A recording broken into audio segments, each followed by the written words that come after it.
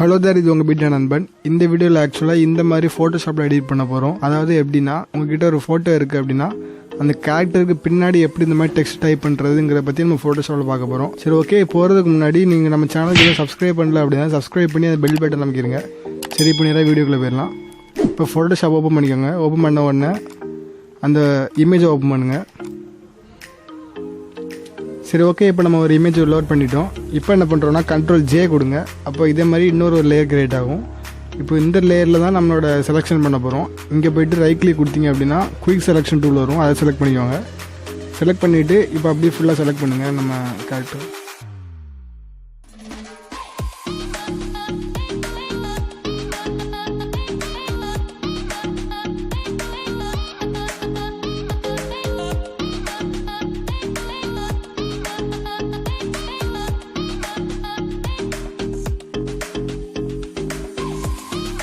இப்போ செலெக்ஷனை கொஞ்சம் நம்ம கம்மி பண்ணணும் அப்படின்னா Alt அமுக்கிட்டு செலக்ட் பண்ணுங்க. அந்த மாதிரி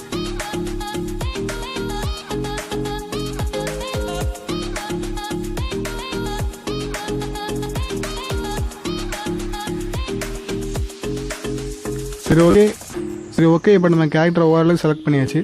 செலக்ட் பண்ணோன்னா என்ன பண்ணால் கீழே இந்த மார்க் ஐக்கான் செலக்ட் பண்ணிக்கோங்க. இந்த மாதிரி செலக்ட் பண்ணிங்க அப்படின்னா இப்போ இந்த லேயில் நம்ம கட் பண்ணது தான் இருக்கும், பேலன்ஸ் இருக்காது. ஸோ இப்போ என்ன போகிறோம் அப்படின்னா இப்போ எக்ஸ்ட்ரா டைப் பண்ண போகிறோம். இதில் போய் டி அப்படிங்கிற ஐக்கானை சொல்லிட்டு இதில் வச்சுட்டு டைப் பண்ணுங்கள்.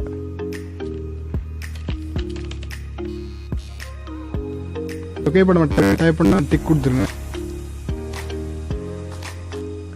சரி, ஓகே. இப்போ இந்த டெக்ஸ்ட்டை நம்ம மூவ் பண்ணிக்கலாம். அந்த மாதிரி மூவ் பண்ணி கொண்டு போயிட்டு இப்போ இதை டபுள் கிளிக் பண்ணலாம். டபுள் கிளிக் பண்ணிவிட்டு ட்ராப் ஷேடோ அப்புறம் ஸ்ட்ரோக் இந்த ரெண்டையும் ஆன் பண்ணி வச்சுக்கலாம். அப்புறம் அந்த கிரேடியன்ட் ஓவர்லே ஓகே கொடுத்துட்டு இப்போ என்ன பண்ண போகிறோம் அப்படின்னா இந்த லேயரை அப்படியே தூக்கி நம்ம கட் பண்ண லேயர் கீழே போட்டுடலாம். அப்படி கீழே போட்டால் அது நம்ம ஆக்டருக்கு பின்னாடி போகிற மாதிரி தெரியும். இப்போ என்ன பண்ணலாம் அப்படின்னா இப்போ என்ன பண்ணலாம்னா ரைட் கிளிக் கொடுத்துட்டு ராஸ்டரைஸ் டைப் அப்படின்னு கொடுத்தீங்க அப்படின்னா நீங்கள் இப்போ இந்த டெக்ஸ்ட்டுங்கிறது உங்களுக்கு ஒரு இமேஜ் மாதிரி மாறிடும். அப்புறம் Ctrl+T கொடுத்துட்டு Ctrl அமுக்கி இந்த மாதிரி பண்ணுங்க. ஓகே. இப்போ நம்ம இப்படி கொஞ்சம் மூவ் பண்ணி வச்சுக்கலாம். இப்போ Ctrl+J கொடுத்து இப்போ இந்த லேயரை தூக்கி இப்படி மேலே போட்டுக்கோங்க. மேலே போட்டிங்கன்னா மேலே வந்துடும். அதை தூக்கி இப்படி வச்சுக்கோங்க. சரி, வைக்குவா. இப்போ ஒரு டெக்ஸ்ட்டு முன்னாடி இருக்குது, ஒரு டெக்ஸ்ட்டு பின்னாடி இருக்குது. இப்போ இந்த இமேஜை சேவ் பண்ணணும் அப்படின்னா ஃபைலில் போய்ட்டு சேவ் ஆஸ் கொடுத்து இந்த சேவ் ஆஸ் டைப்பில் போய்ட்டு JPEGன்னு கொடுத்து சேவ் பண்ணிக்கோங்க.